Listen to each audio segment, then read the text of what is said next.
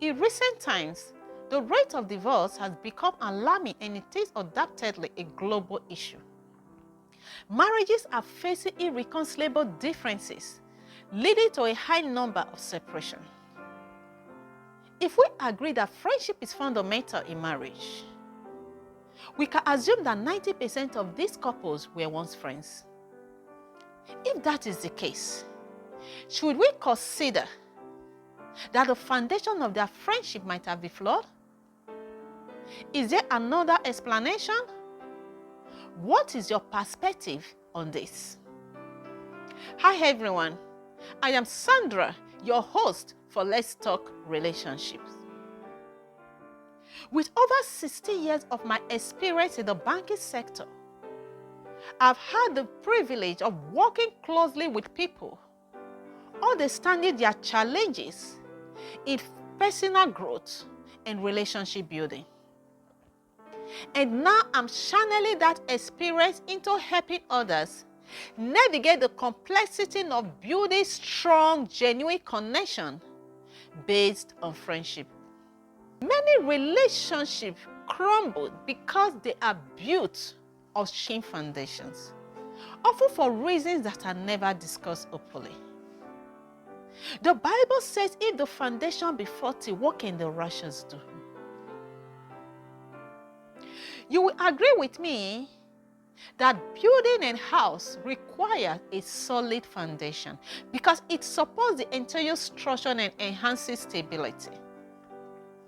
Without a strong foundation, even the most beautifully designed home would be vulnerable to collapse, especially when faced with external pressures such as weather or natural shifts in the ground. Similarly, in life, whether in relationships, careers, or personal growth, a solid foundation is essential. The foundation is built on core values, principles, and self-awareness. And so we will be diving deep into these untold reasons, unravel the layers of flawed friendships, and discuss how to cultivate genuine, authentic connection. My goal is to create a space where we can push for stronger friendships, helping us all build stronger and better relationships, and ultimately, a better world for everyone. And today we'll be looking at the foundation of genuine relationships. And our focus is on the power of self-love. The power of self-love. Research has shown that what gives us fulfillment in life is having great relationships. And this starts by having great relationship with ourselves. It is essential to connect with our inner self and prioritize our own needs so that we can better care for others. To cultivate great relationship with others, you must first learn to nurture your relationship with yourself. And this means going back to your inner self and truly falling in love with who you are. And the Bible says it this way again. In Matthew 22 verse 39, love your neighbor as yourself. And what this implies is that self-love is foundational to loving others. You cannot truly love your neighbor unless you have a healthy love for oneself. This kind of love is not selfish, but is rooted in you seeing your values as God sees them. Self-love serves as the foundation for all other relationships. Without it, we often seek validation and fulfillment from external sources. And this most of the time, and if not all the time, leads to dependency and dissatisfaction in our relationships. Think for a moment. Have you ever found yourself placing all your expectations and your self-worth in the hands of other people? What was that experience like for you? Was it fulfilling? Was it satisfying? Feel free to share your thoughts in the comment section. We would love to hear from you, and we would appreciate it if you give us the opportunity to learn from your experiences. What is self-love? Self-love revolves around valuing and respecting yourself as the cornerstone of a balanced life. It goes beyond indulgence and self-care. It is about consistently acknowledging your worth, embracing your flaws, and celebrating your strengths. Often at times we seek validation from external sources and losing sight of the fact that fulfillment originates from within.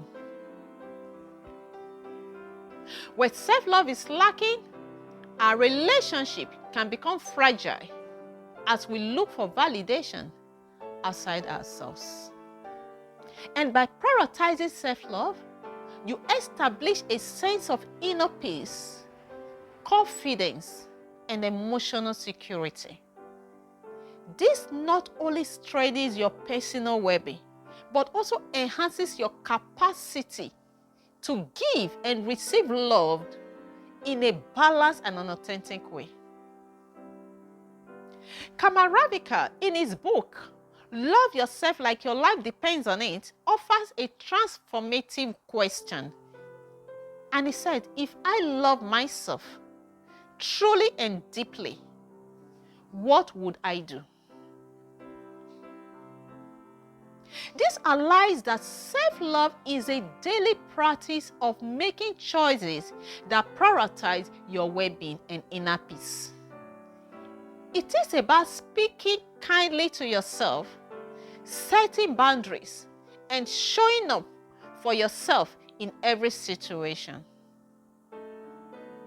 Ravikant reminds us that by loving ourselves, we teach others how to love us, shaping healthier relationships and connections. True self-love will rise above criticism and challenges, affirming that our circumstances does define us, but our strength in overcoming them does. Think of a time where you received criticism, perhaps from a boss or from a friend. Often, our instinct is to internalize that criticism and question our self-worth. But practicing self-love means responding differently. It means acknowledging the feedback without letting it diminish our value. You remind yourself that criticism doesn't define you. How you rise above it does. Self-love is about being your own biggest advocate. Treating yourself with the same kindness and respect you offer others. Self-love is more than a concept. It is an action. It involves forgiving yourself, speaking kindly to yourself, and prioritizing your well-being. By practicing self-love, we lay the foundation for healthier relationship with others. And as we wrap up, I want you to ask yourself today, if I loved myself, what would I do? And act on that love. The relationship you have with yourself shapes other connections in your life. If you found value in this message, please like, share, and comment. And also subscribe to all our social media platforms so we can continue spreading the message of healthier, stronger relationships. And remember, with genuine friendship, we can make the world a better place. Looking forward to seeing you next in our next series of the power of self-love. Thank you, and bye for now.